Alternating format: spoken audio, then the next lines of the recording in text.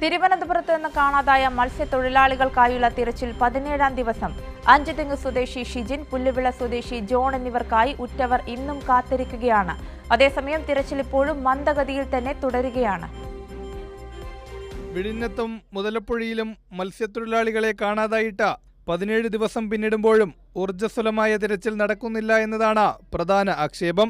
വിമർശനങ്ങൾക്കൊടുവിൽ ഇരു കുടുംബങ്ങളിലും എത്തി തിരച്ചിൽ ഊർജിതമാക്കുമെന്ന ഫിഷറീസ് വകുപ്പ് മന്ത്രി ഉറപ്പു നൽകിയെങ്കിലും ഒന്നും ഇതുവരെ യാഥാർത്ഥ്യമായിട്ടില്ല. വിഴിഞ്ഞത്തു നിന്ന് കാണാതായ ജോണിനായുള്ള തിരച്ചിലിലാണ് സർക്കാർ ഇപ്പോഴും അലംഭാവം തുടരുന്നത്. തമിഴ്നാട്ടിലെ രാമേശ്വരം തീരത്ത് തിരച്ചിൽ നടത്തണമെന്ന് കുടുംബം ആവശ്യപ്പെട്ടിരുന്നെങ്കിലും ഇതുവരെയും ശക്തമായ നടപടികൾ ഉണ്ടായിട്ടില്ലെന്നാണ് കുടുംബത്തിന്റെ പരാതി.